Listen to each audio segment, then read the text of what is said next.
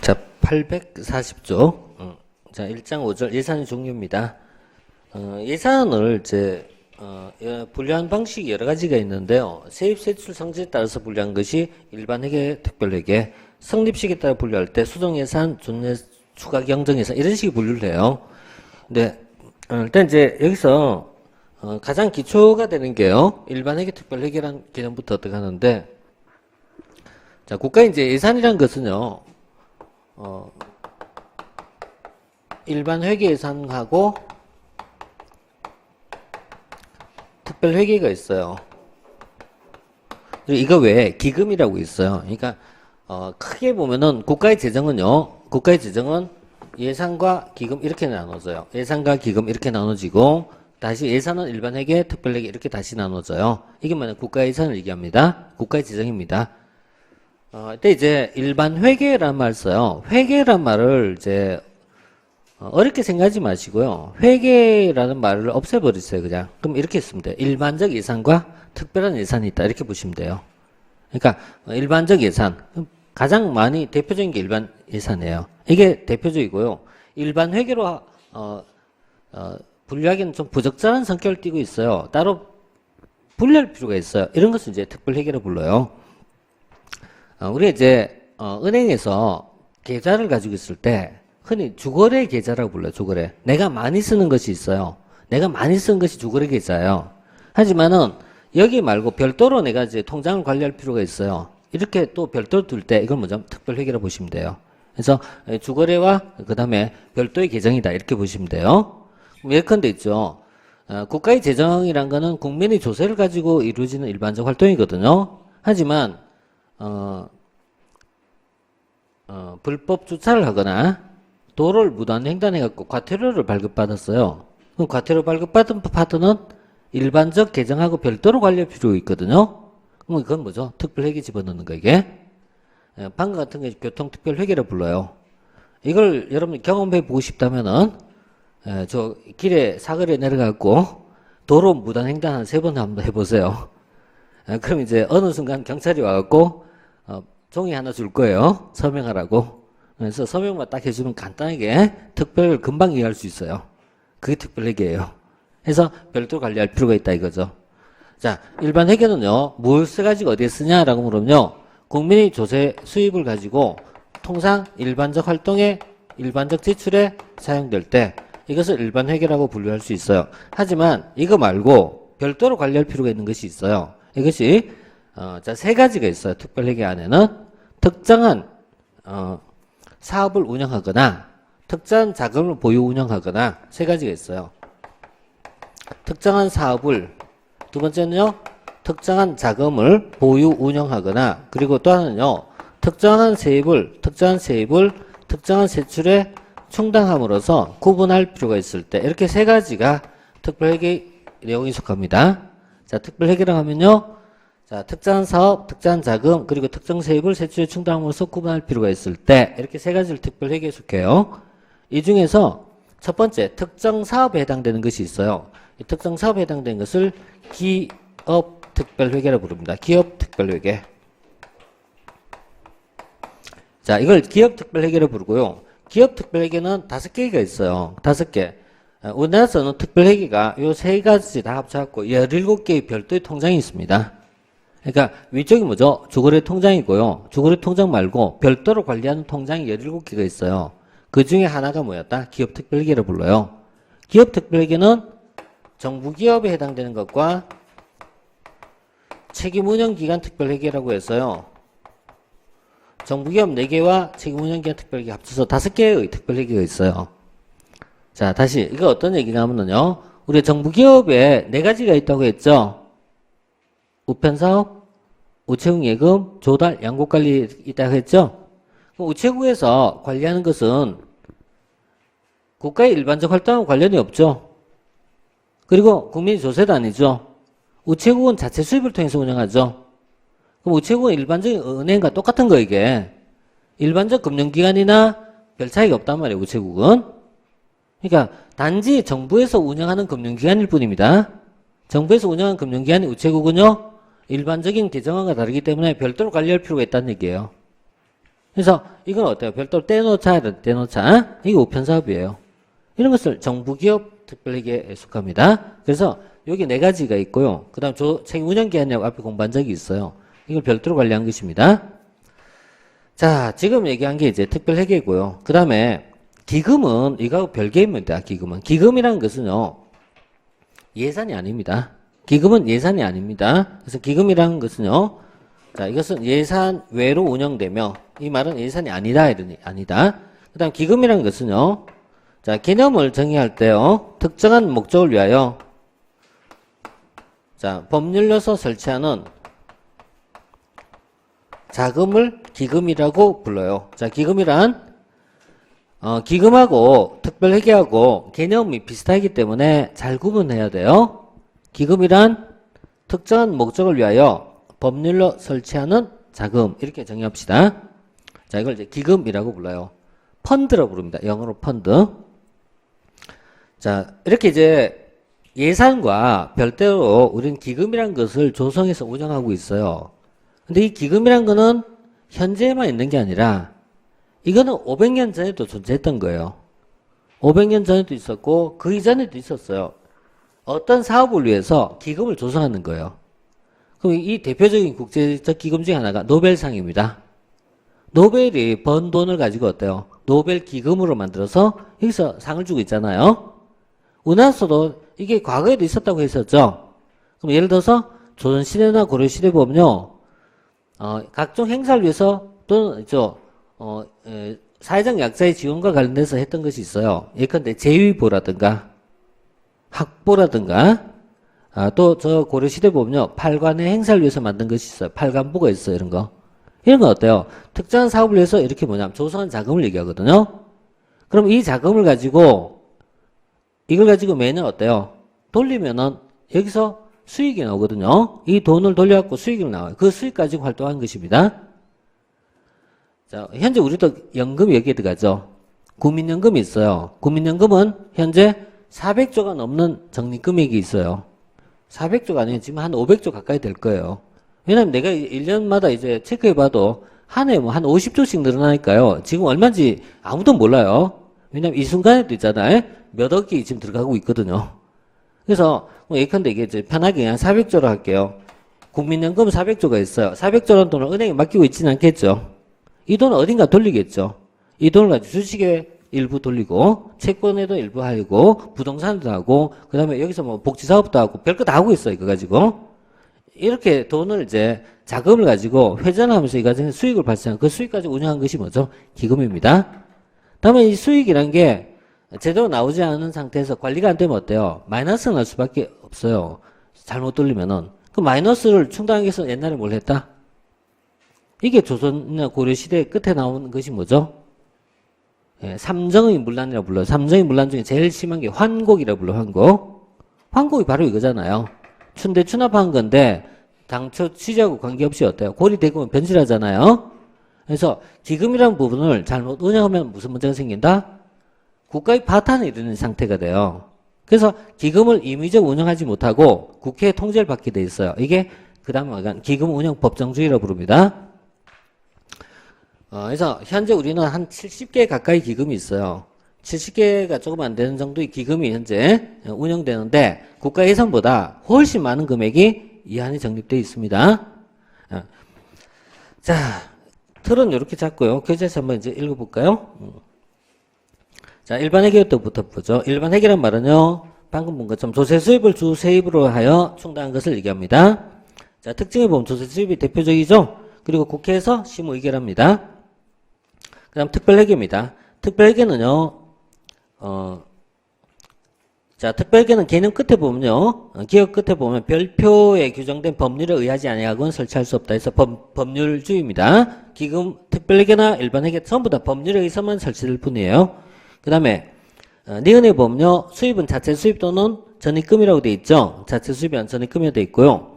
그 다음에 관리는 중앙관세에 장의합니다. 그 다음 설치 기준 방금 우리 세 가지 봤어요. 첫째, 특정 목적이나 사업을 설치할 필요가 있을 때, 자금 보유 운영할 때, 그 다음에 특정 세입으로 세출 충당할 필요가 있을 때, 이렇게 세 가지가 있고요.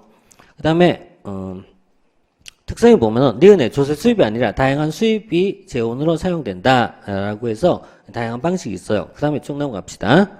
자, 다음에 쭉 가고요. 정부기금. 자, 기금이란 특정한 목적을 위하여 자금을 신축적으로 운영할 필요가 있을 때 법률에 설치하는 자금을 말한다. 이렇게 정의 내렸어요.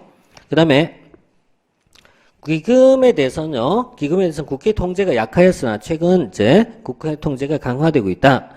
그 다음에 특징을 보면은 자, 재원은 조세 수입과 달리 기금은 조세가 아닌 전입금이나 다른 다양한 수입원을 가지고 있다. 그래서 다양한 수입원을 가지고 있고, 그 다음에 운영 방식을 보면은 이제 국회 통제가 비교적 약하다, 신축성이 좀 높다 이렇게 봐요.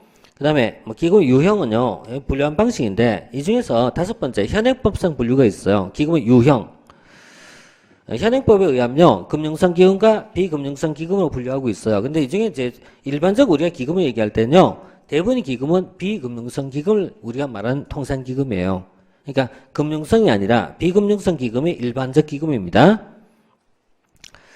그리고 이제 기금 운영 이제 절차 다음에 보시면 기금 운영 법정주의라고 합니다. 자, 844 기금 운영은 예산 외로 운영된 기금 규모 커진다. 따라서 이게 법적인 통제를 하게 돼 있습니다. 그 다음에 기금 운영 계획안은요 행정부에서 수립해요. 행정부에서 기금 운영 계획안을 수립하고 이것을 가지고 국회에 제출하게 돼 있어요. 국회에 제출한 것이 회계연도 개시 120일 전까지 국회에 제출하게 돼 있어요. 이렇게 국회 제출한 파트가 들어가 있는데 이게 다음에 우리가 예산위 과정에서 공부할 내용이거든요. 예산위 과정에서 보면은 회계연도 개시 120일까지 예산을 국회에 제출한다라는 규정이 있어요. 그래서 현재 예산과 기금은 제출 일정이 똑같아요. 똑같은 방식이 돼 있고, 그 다음에 기금 운영 계획의 변경이라고 있어요. 기금 운영 계획의 변경에 보면은, 여기 보면 이제, 금융성 기금 외의 기금은 주요 항목 지출 금액의 변경 범위가 10분의 2 이하일 때, 이렇게 해서 변경이 허용 범위라는 게 있어요. 일단, 지금 처음 접하면은요, 세세한 내용 보지 마시고 그냥 넘어가세요. 지금은 이제 큰 틀만 잡아도 사실 바빠요. 그래서 이렇게 보시고, 그 다음에 기금 관련법이 재개정 사항이라고 있어요. 이건 이제 지나갈게요. 이것도. 이건 뭐 이제 역사적 연역이기 때문에 중요하진 않아요. 자, 그리고 나서 통합재정이란 말 봅니다. 통합재정. 통합재정이란 말은요, 자, 나라의 정부에서 1년 동안 재원이 총체적 규모를 설명할 때 그걸 통합재정이라고 불러요. 이게 뭐냐면요, 집계하는 방식이 문제예요. 통합예산은요, 굳이 이걸 있잖아요. 뭐, 세세하게 들어갈 필요 없어요. 뭐냐, 한 나라에서 1년간 쓰는 돈이 얼마야? 도대체 얼마야? 이게 집계하는 방식을 통합예산이라고 부를 뿐입니다. 그래서 통합예산은 어떻게 보냐면은, 국가의 재정과, 그 다음에 지방의 재정을 모두 합쳐서 통합재정수에 포함시켜요. 그러니까 국가재정과 지방재정을 모두 합쳐 통합재정에 포함시키고 있고, 또, 여기서 현행 공공기관을 빼고 나머지 다 하고 있어요. 공공기관 빼고 현재 국가 지방재정 모두 합쳐갖고 우리가 집계를 내고 있어요. 그런데 통합재정 안에 국가재정 안에 다시 뭐가 있다? 앞에서 봤던 일반에게 특별하게 기금이 다 포함이 돼요. 그럼 지방재정 속에도 뭐가 있다? 일반에게 특별하게 기금이 모두 포함되어 있어요. 그래서 일반에게 특별하게 기금 이렇게 합쳐도 통합재정이라고 쓸 수가 있어요. 똑같은 표현에 이거는. 우리 이제 인사행정 공부할 때 일특기란 말을 얘기했었죠. 경력직 일특기 이렇게 얘기했지, 그죠? 근데 지금은 이제 통합재정도 일특기입니다. 일반에게 특별하게 기금 이렇게 들어갑니다. 자, 그러면은 국가재정 속에도 일특기가 있고 지방재정 속에도 일특기가 있어요. 다만 이 중에서 다 포함시킨 게 아니라 11개의 금융성 기금은 제외하고 집계를 냅니다. 그래서 현재 우리나라 집계를 내는 과정에서 11개의 금융성 기금을 제외하고 통합재정의 개념을 통합재정을 현재 집계내고 있어요. 자, 이거는 통합재정은요, 따라서 내용의 2차적 의미가 중요한 게 아니라 집계하는 방식만을 얘기한다라는 건 보시면 돼요. 이렇게 보고 나서 앞에 거 살짝 되돌아서 한번 정리해 볼게요. 840쪽 들어가 보세요. 840쪽으로. 자, 840쪽은 표가 하나 있죠. 자, 이 표만 해석할 수 있으면 방금 봤던 내용을 이해하는 것입니다.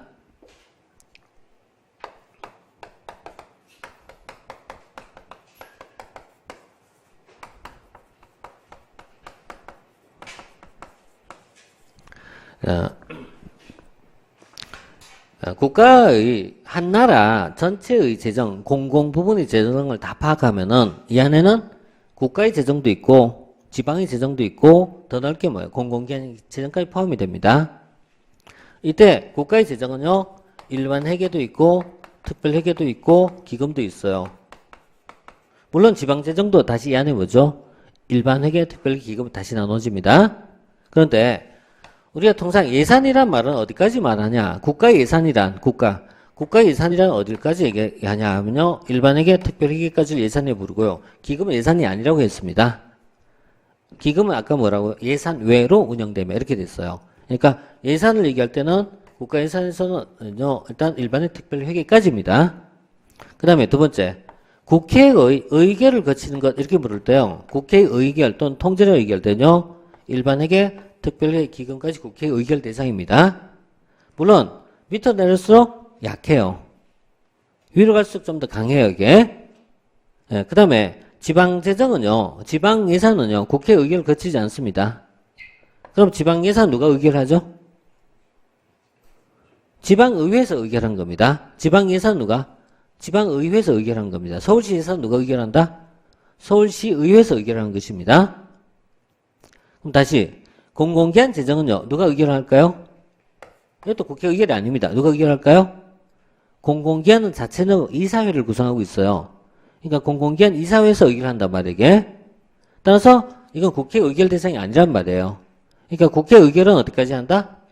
국가 예산에 대해서만 국회 의결한 것입니다. 자, 다음에 통합재정이라는 말 쓸 때요, 또는 통합예산이라는 말은 현재 어디까지 우리가 집결낸다? 국가 그리고 지방재정까지 의결하고 통합재정이 포함시켜요. 하지만 공공기관은 아직까지 포함시키고 있지는 않아요. 언젠가는 포함이 돼요. 언젠가는. 하지만 현재는 못해요. 왜? 기술적으로 불가능하니까요. 공공기관 300개가 되는 것을 다 집계해서 두드려 엎쳐서 한다는 것은 불가능해요, 사실. 그래서 현재 이제 제외되고 있고요. 그 다음에 마지막에 이제 감사원의 감사 대상이다 이렇게 부를 때는요, 이건 다 포함돼요. 감사원은 모든 것이 다 감사원 대상이 될 수밖에 없어요. 그래서 가장 넓은 내용이 됩니다. 자, 여기까지 이제 우리가 앞에서 예산이 뭐냐, 일반 회계 뭐냐, 특별 회계가 뭐냐, 기금이 뭐냐 라는 내용을 이제 여기까지 봤던 내용입니다. 그래서 840쪽에 있는 표만 여러분들 이해하시면요, 방금 우리 봤던 내용을 대부분 이해한 것이다 라고 보시면 돼요. 자, 다시 이제 들어갑시다. 자, 예산이 절차상 분류 848조. 예산이 절차상 분류본 본예산, 수정예산, 추가경정예산, 또 예산 불성립 시 대처 방안 이런 것이 있어요. 자,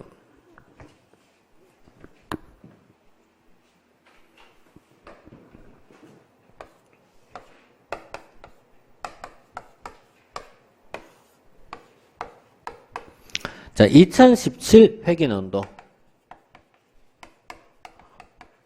Fiscal Year FI라고 해요.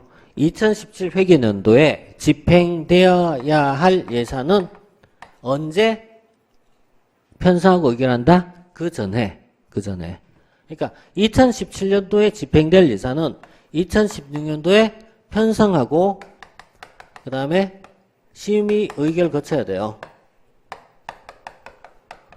편성하고 심의 의결을 거쳐야 돼요. 그럼 심의 의결을 거친 것은 행정부에서 예산을 편성해서 국회에 제출하는 겁니다. 국회에 제출한 국회에서는 이걸 가지고요, 심의해서 그 다음 의결을 내준 거예요. 이렇게 이어지는 예산을 우리가 본예산이라고 불러요.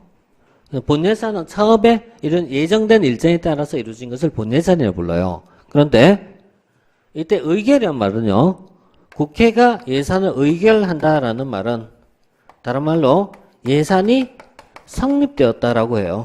그래서 예산이 국회 의결 이퀄 예산이 성립, 또 다른 말로 예산이 확정이라고 불러요. 확정. 자, 이렇게 이제 국회가 의결하거나 또는 예산이 성립되었을 때 이게 정상적인 건데, 그런데 제출하고 나서 의결하기 전 행정부에서 다시 이걸 수정하고자 할 때 이걸 수정 예산이라고 부릅니다. 자, 이건 뭐죠? 제출 후 의결하기 전, 다른 말로 쓰면요, 심의 중 바꾸는 걸 이게 심의 중.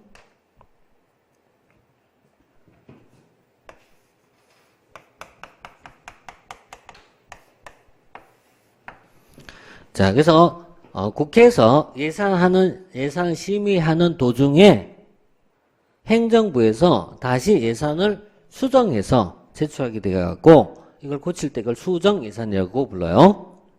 그래서 언제까지 해야 된다? 의결 전에 바꾼 것입니다. 의결 전.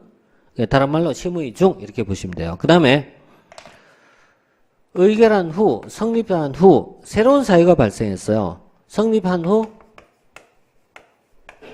새로운 사유가 발생했어요. 성립한 후 새로운 사유가 발생했어요. 새로운 사유가 발생에 따라서 추가하게 돼요. 추가하고 고치게 돼요. 그래서 이것을 추가하여 고친다 해서 추가 경정 예산이라고 불러요. 추경 예산 이렇게 불러요. 자, 국회에서 의결이 이루어진 이후에 이미 성립된 이후에 성립된 예산에 대하여 새로운 사유로 발생이 나요. 예산을 추가 경정하게 됩니다. 자, 작년 같은 경우에는 뭐가 있었죠? 메르스 문제가 있었죠. 그 전에 또 뭐 있었죠? 세월호 문제 있었죠. 올해는 아직까지는 아니지만 곧 있으면 나올 문제가 있겠죠. 개성공단 사업에 대해서 보상이라든가 기타 비용이 또 막대하게 들어가겠죠. 그러면 뭐가 나온다? 추가 경정이 편성될 가능성이 굉장히 높아집니다. 이런 건 예상하지 못했던 사유잖아요. 예상하지 못했던 사유로 인하여 돈이 더 추가된 상황이 발생했어요. 이때 편성한 것을 추가 경정이라고 불러요. 그러면 이 추가 경정 예산은요, 언제 할 것이다? 1년에 몇 번 할 것이다? 를 알 수 있나요? 없나요? 알 수 없죠? 편성 시기나 횟수는요, 제한이 없어요. 무제한이에요, 이거는. 왜? 이건 누구나 알 수 없는 상황이니까. 그런데 문제는 편성한 사유예요. 편성한 사유. 편성한 사유가 있어요. 편성한 사유는 뭐 있다? 제한이 있다, 이거. 제한이 있다. 그래서 예산을 추가 경정 예산은요, 무조건 다 할 수 있는 게 아니라 다음 같은 경우에만 해당되는 겁니다. 자, 이것을 무조건 허용하면요, 행정부에서는 필요할 때마다 추경을 편성합니다. 그래서 이게 재정법을 만들면서 편성 사유를 인위적으로 다음같이 세 가지로 제한했습니다. 인위적으로 다음같이 세 가지로 제한합니다.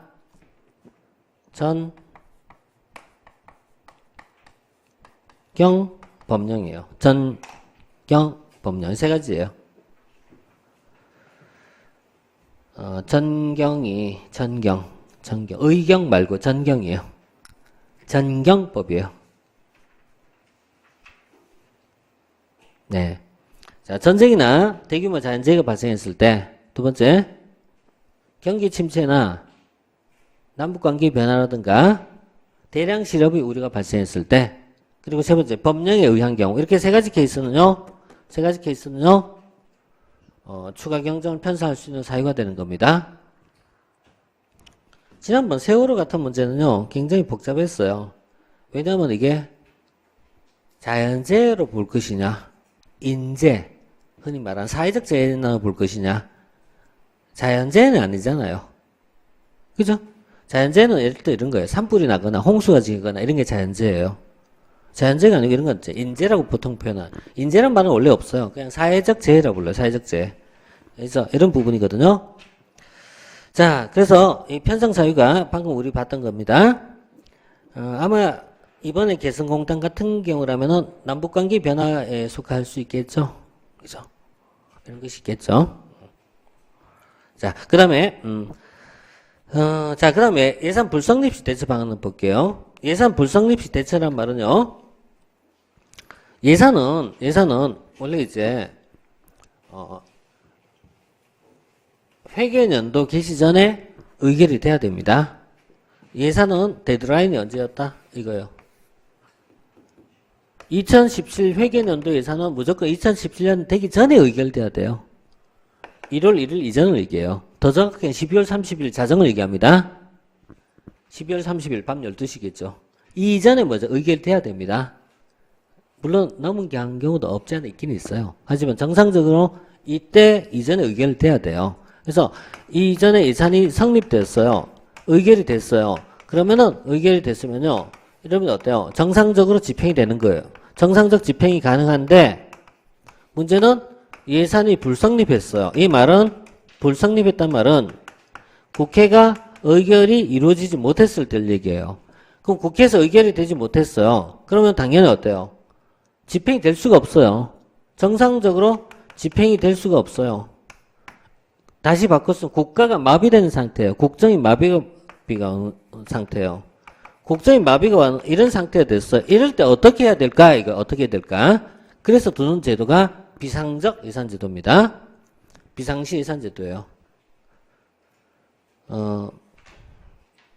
여러분 사회를 공부하면 헌법적 개념이 일부 나올 겁니다. 헌법에 보면 국가 비상사태에 대한 대처 방안이 몇 개가 있어요.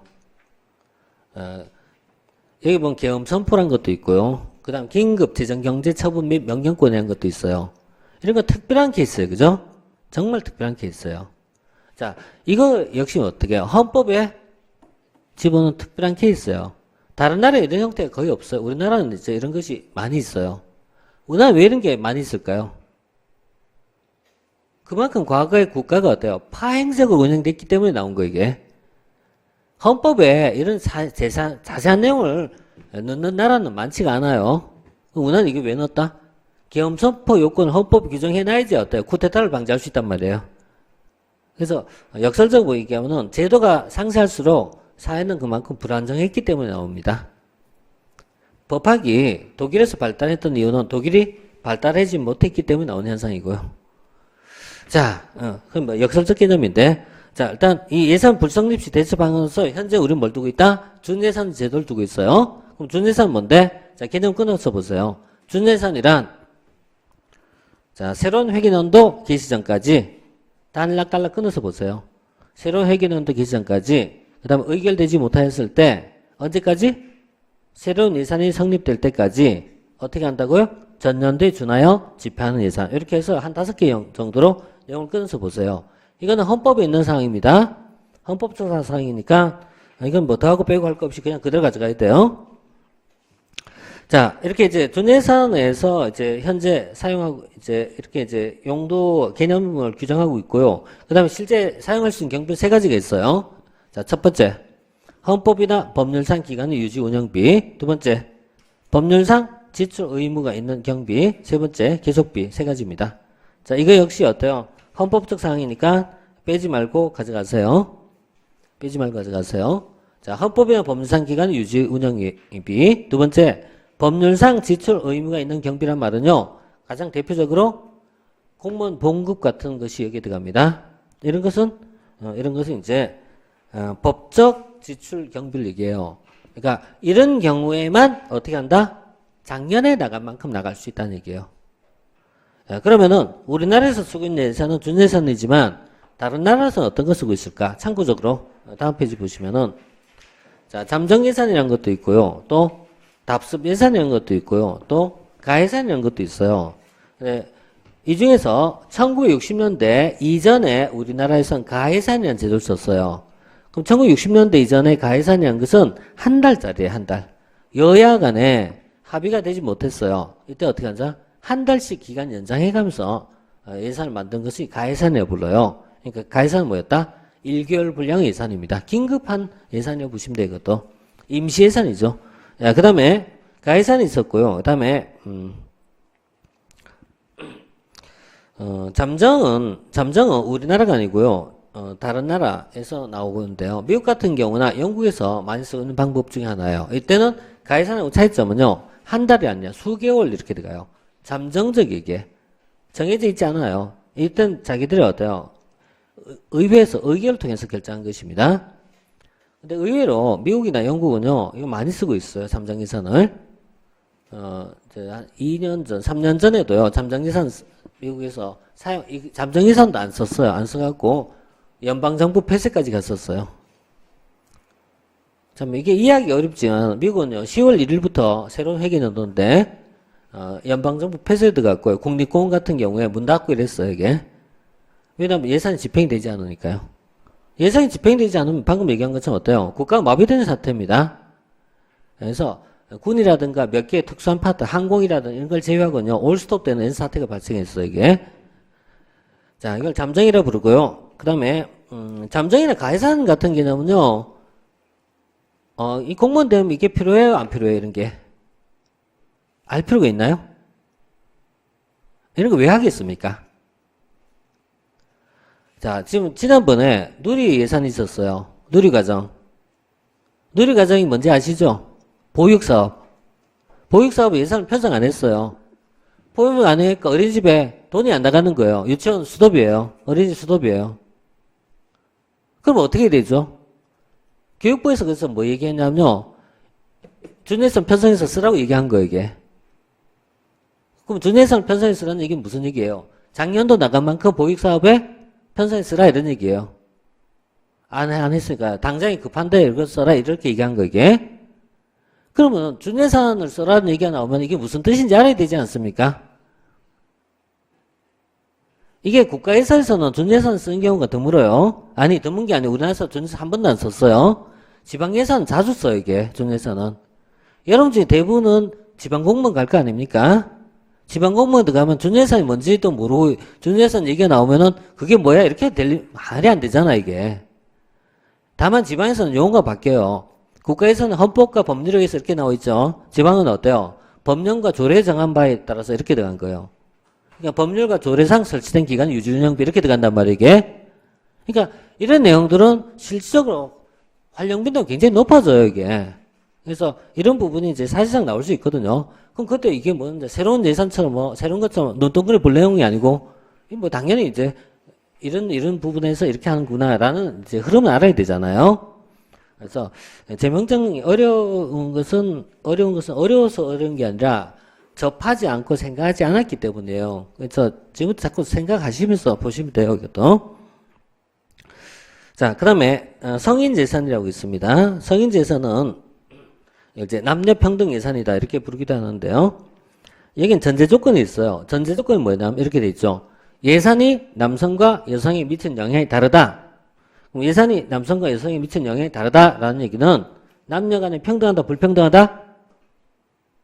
불평등하다라는 걸 전제로 한 거란 말이에요. 그래서 뭘 해야 된다? 차별을 없애라 이런 얘기예요. 그래서 차별철폐 예산을 얘기합니다. 차별철폐 예산. 그래서 차별철폐 예산 또는 남녀평등 예산을 얘기합니다. 현재 우리는 국가에서는 2010년도부터 시행 중입니다. and 지방정부에도 다 도입되어 시행 중입니다. 그래서 현재 국가와 지방 모두 시행 중 이렇게 하면 돼요. 국가도 지방도 모두 시행 중. 자, 기타 보면요. 자, 기타 신임예산, 조세지출예산, 지출통제예산, 운영예산, 다연도예산 등등 있어요. 이런 내용들은 다음에 우리가 예산제도로 마지막에서 공부할 거예요. 뒤에서 공부할 내용이고 일단 이런 내용 있다라는 것만 좀 받으시고 그 다음에 852쪽에 재무행정조직이 있어요. 자, 국가의 인사행정조직은 인사혁신처입니다. 국가의 인사행정조직은 우나서 인사를 담당한 부서 이렇게 물으면요. 인사혁신처도 있고 그 다음에 행정자치부도 있고 이런 게 다 관련성 기관이 있어요. 그럼 국가에서 재무를 담당한 부서는 어디야 물으면요. 재무를 담당한 부서는 현재 자 기획재정부란 말이에요. 그런데 이 기획재정부는 현재의 기획재정부지 지난 정부 때는 또 명칭이 달랐고 또 다음 정부 때는 또 명칭이 다를 거예요. 그래서 우리는 뭘부터 한다? 이론부터 보는 거 이게. 여러분들은 지금 요 시점만 공부를 하니까 이 제도가 다인 것처럼 생각하잖아요. 하지만은 다음에 정권이 바뀌면 또 다른 형태가 만들어져요. 또 다른 형태가 만들어지는 거 이게. 예컨대 3사가 있죠. 3사. 고려시대 3사는 무엇을 하는 기구죠? 그렇죠. 이게 재무행정기관입니다. 그죠?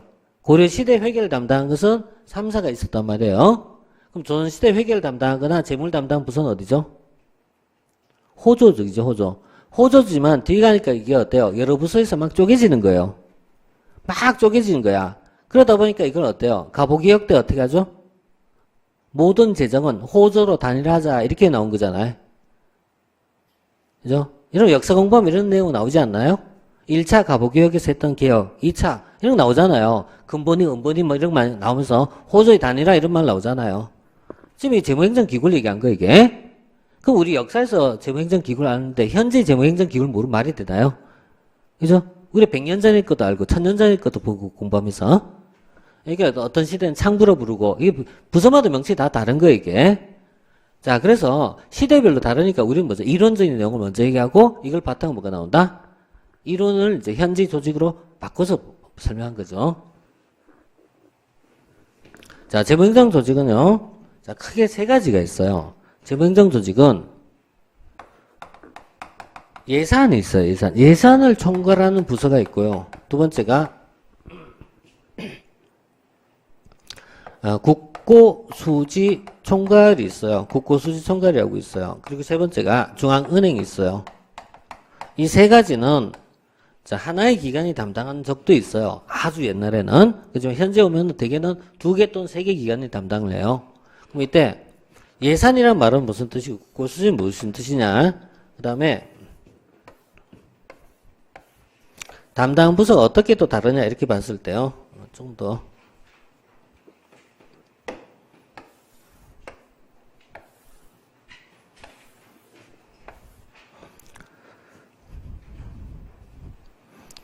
예산을 총괄한단 말은요. 예산을 편성하거나 예산을 집행하는 것을 총괄한다라는 얘기예요. 일단 국고수지 총괄이라는 말은요. 국고수지란 말은 국고의 수지예요. 수입과 지출이에요. 수입과 지출. 보통 이거 플로 흐름이라 불러요. 흐름. 그냥 더 쉽게 얘기하면 돈이 들어가고 나가는 것을 통제하는 부서입니다. 돈이 들어가고 나가는 것을 통제하는 것을 뭐냐? 회계라 불러요. 회계. 그리고 결산입니다. 회계와 결산을 담당하는 부서가 있어요. 그 다음에 또 하나는 중앙은행. 이렇게 세 가지가 있어요. 세 가지가 그 시대마다, 정권마다, 국가마다 다 다르단 말이에요. 똑같지 않다는 얘기예요. 이때 예산과 국고를 분리하는 형태가 미국식이고요. 두 개가 통합되어 있는 형태가 영국식 제도예요. 그래서 영국에는 재무부가 있단 말이에요. 재무부. 흔히 재무성이라고 자꾸 이렇게 많이 쓰던데 재무성이 있어요. 그 다음에 미국은요. 미국은 이제 관리예산처라 불러요. 관리예산처가 있고 미국에서는요. 그리고 미국은 국고는 재무부에서 담당해요. 재무부. 그래서 미국은 이게 두 개 분리되어 있어요. 재무부와 관리예산처가 이렇게 분리되어 있고 그 다음에 영국은 통합되어 있어요. 자, 현재 우리는 통합된 스타일을 가져요. 현재는 통합된다. 그럼 통합되기 전에, 바로 전에 노무현 정부 때는 이쪽이 기획예산처로 불렀어요. 기획예산처. 그리고 재정경제부라고 불렀어요. 그러다가 현재는요, 이명박 정부부터 시작해갖고, 이제 여기가 기획재정부로 통합됐죠. 기획재정부. 이렇게 이제 통합되어 있고요. 중앙은행은 뭐 예나 지금이나 똑같죠. 한국은행이죠. 한국은행이니까 이거 뭐 설명이 필요 없어요. 자, 이렇게 이제 시대별로 조금씩 다른 모습을 띠고 있거든요. 이렇게 모습을 띠고 있는데 이게 이제 정권의 색채에 따라 좀 달라요. 아래쪽처럼 통합되어 있는 형태가요. 이게 이제 자, YS 정부예요. 김영삼 정부 때 통합되어 있다가 이것이 다시 이제 김대중 정부 때 이것이 분리가 돼요. 그리고 다시 여기서 노무현 정부를 흔히 참여정부라고 부르죠. 참여정부 때 분리된 상태를 유지하다가요. 다시 이것이 이명박 정부 때 들어왔고 다시 통합됐어요. 그리고 현재까지 이렇게 쭉 이어집니다. 여기서 정당의 색채를 자세히 보면요. 이 아래쪽에서 통합되어 있는 형태가요. 보수정당이에요. 보수정당. 이게 뭐냐면 새누리당 계열이에요. 새누리당이 전신 한나라당이고요. 한나라당이 전 이름이 뭐냐? 공화당이에요. 우리나라는 미국처럼 많이 설명한다면 공화당 민주당이에요. 아래쪽은 뭐지? 공화당. 위쪽은 민주당 정부가 많이 추구해요. 그래서 통상적으로 아래쪽은 뭐냐였다? 보수정당. 이쪽은요? 상대적으로 진보정당이에요. 너무 많은 걸 내가 요구하는지 모르겠는데, 보수정당은 효율성과 성장을 중시해요. 반면 민주당 계열 진보정당은 견제, 균형, 민주성 이런 걸 중시합니다. 그래서 이런 것이 보이지 않게 재무정책으로 바탕이네요. 이게 뭐냐면요, 나중에 만형이 있잖아요. 나중에 뭐 민주당 계열에서 정권을 장악하면요, 다시 어떻게 된다? 쪼개질 가능성이 높다는 얘기예요. 어느 게 좋다 나쁘다는 문제가 아니고요, 각각 장단점이 있다는 얘기예요. 장단점이 있다. 근거는 그래서 여러분들 학문을 많이 하면은 극단적인 비판이 나올 수 못해요. 누굴 좋아한다 싫어한다가 아니고 여기는 이런 장점이 있고 여기는 이런 장점이 있다 이렇게밖에 안 나와 이게.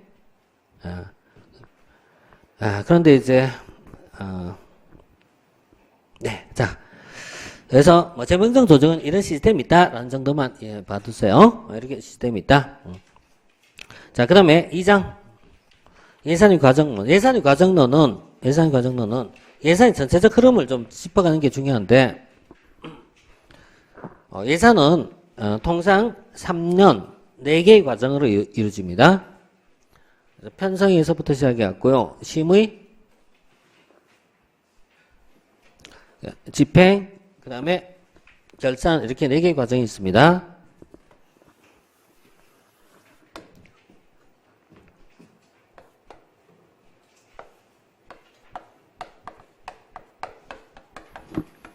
자, 2017 회계연도의 예산이 집행이 돼요. 그러면 이 예산은 2018년도에 가면은 결산하게 되고요. 그 이전에 뭐 있다? 편성과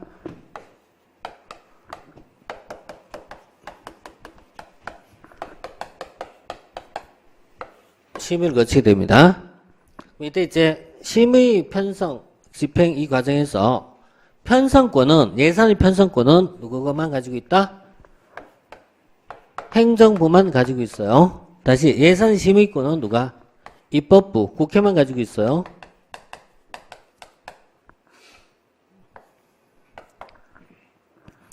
자, 그 다음에 예산 이제 집행은 행정부에서 집행이 이루어지죠. 자, 이때 이제 일정이, 전체적인 프로그램이 정해진 일정이 있어요. 자, 이 일정이 예산의 심의는 국회에서 예산 심의하는 것은요, 헌법에 의하면 회계연도 개시 30일 전까지 의결하게 되어 있고요. 그 다음에 헌법에 의하면은 예산은 국회 제출한 날짜가 90일 전까지 제출하게 되어 있어요. 자, 90일 전까지 제출하고 30일 전까지 의결하게 되어 있어요. 어디에? 헌법에. 어디 있다? 헌법에. 헌법에는 예산을 90일 전까지 제출해서 30일 전까지 의결하게 돼 있어요. 그럼 헌법상 예산 심의 기한은 며칠 예산 심의하죠? 2달이에요, 60일이에요? 60일이지, 그지? 2달이 아니고 60일이죠? 60일이죠. 자, 그러면 90일 전부터 30일 전까지 국회에서 심의하게 돼 있어요. 그런데 국회 심의하게 됐는데 심의기간이 짧다라는 문제가 나온 거예요. 너무 짧다. 졸속이 된다. 그래서 요 뒤에 파행이 많이 이루어졌다. 그래서 이걸 어때요? 좀 더 길게 보자 이것이 길게 보자 해서 나온 것이 국가재정법 개정사항이었거든요.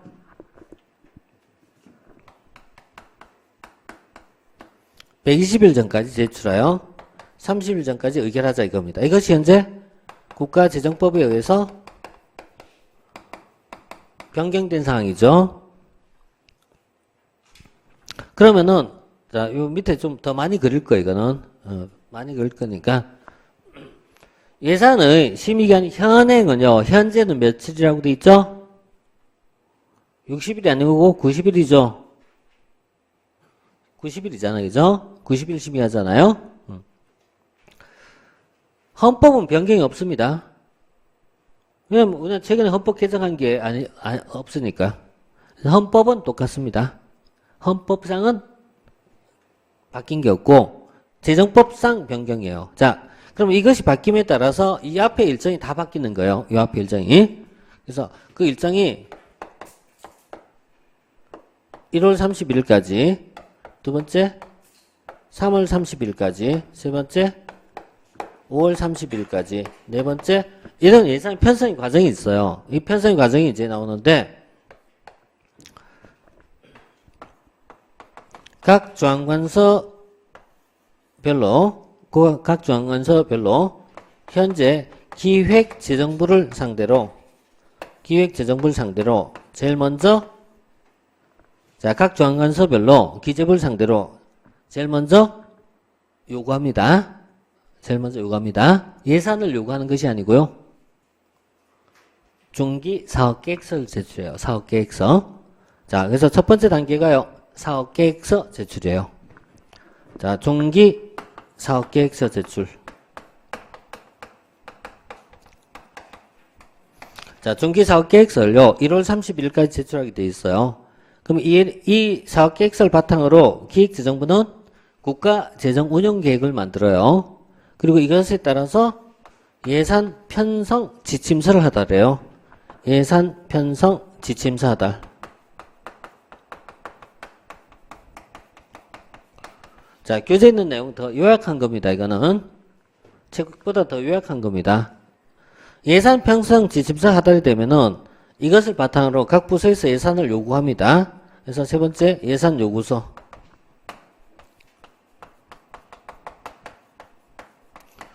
자, 예산 요구서를 제출해요. 예산 요구서 제출되면은 기획재정부는 이 예산을 다 받아들인 게 아니고 이 중에 불필요한 것을 깎아버려요. 이것을 예산의 사정이라고 불러요. 사정. 예산의 사정이 있어요. 깎아버려요. 그리고 나서 국가 예산을 전체 규모를 확정을 해요. 그래서 이것을 국무회의에 상정해요. 그리고 국무회의에 상정하고 나서 대통령이 승인을 받아요. 대통령 승인을 받으면 여기까지가 예산의 1단계가 만들어졌어요. 이게 예산안입니다. 예산이 아니고 뭐죠? 예산안을 말하는 거예요. 예산안. 자, 여기까지가 예산안이에요. 예산안을 만들었어요. 그럼 이렇게 만들어진 예산안을 가지고 이제 국회에서 심의하게 돼요. 국회 심의한 절차가 3단계예요. 3단계. 첫 번째, 상임위원회에서 예비심사를 해요. 예비심사를 하고요. 그 다음에 예산결산특별위원회에서 종합심사를 합니다. 그리고 나서 본회의에서 최종적으로 의결합니다. 이렇게 됐을 때 비로소 예산이 성립됐다고 합니다. 자, 여기서 예산이 성립됐어요.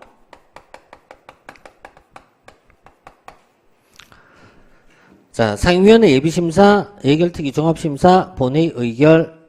자, 예산이 성립되고 나서 다음 연도 이제 집행이 되는 겁니다. 그런데 만약에 본회의에서 의결되지 못했습니다. 그럼 어떻게 한다고 했죠? 준예산을 사용할 수 있는 겁니다. 물론 한 번도 해본 적은 없습니다. 자, 그 다음에 예산 집행 절차로 넘어가요. 예산 집행에서요. 우리 앞에 잠깐 봤지만은 기획재정부는 무슨 기능을 가지고 있다고요? 앞에 정리한 것에 의하면요. 예산총괄 부서죠. 기획재정부는 뭐 한다고요? 예산총괄 부서죠. 뭘 가지고 있었죠? 편성과 집행을 총괄한 거죠. 앞에 이거 그냥 쓴 거 아니에요, 이거. 자, 이거 그냥 쓴 거 아니에요, 이게. 이유가 있으니까 쓴 거예요, 이거. 자, 중앙예산기관은, 현재 운하 중앙예산기관은 기획재정부는 모든 기능을 총괄하고 있는 거예요. 모든 기능을. 그래서 예산이 편성과 집행을 총괄하고 회계와 결산을 총괄하고 있단 말이에요, 이게. 자, 다시 보세요. 그러면 예산 집행에서도 누가 이걸 담당한다? 기획재정부가 되는 거죠. 자, 기획재정부가 각 중앙관서별로 나눠줍니다. 돈을 나눠줍니다. 이것을 배정한다고 해요. 배정. 그리고 다시 이것을 산하기관에 대해서 다시 2차적으로 내려가요. 이것을 재배정이라고 불러요. 그래서 기획재정부는 배정과 재배정을 담당해요. 배정과 재배정 등을 담당하기 때문에 기재부가 현재 정부 부서에서 가장 강한 부서예요. 예산의 배정권까지 가지고 있기 때문에 굉장히 강한 거예요. 법적 요건에 문제가 있으면 어때요? 배정 안 할 수도 있어요. 배정 안 하면 각 부서는 예산 없어요, 이게. 자, 이렇게 나갈 수도 있어요. 자, 지금 얘기한 게 예산에 관련된 이제 프로세스 절차를 얘기했어요. 이 절차를 좀 봐두셔야 돼요. 절차를 좀 봐두시고, 그리고 나서, 다음에, 그 다음 단계로 좀 넘어가도록 합니다. 그래서, 예산의 이제 과정은요, 일단 여기까지 하고 아까 잠깐 쉬었다 할 거니까요. 교재에서 보시면요, 예산의 과정은 방금 이런 단계를요, 쭉 거치고 있다라는 거 좀 봐두시고요. 자, 이 중에서 이제 편성부터 해서 우리 다음 시간부터 보도록 합시다. 예, 잠시 후에 합시다.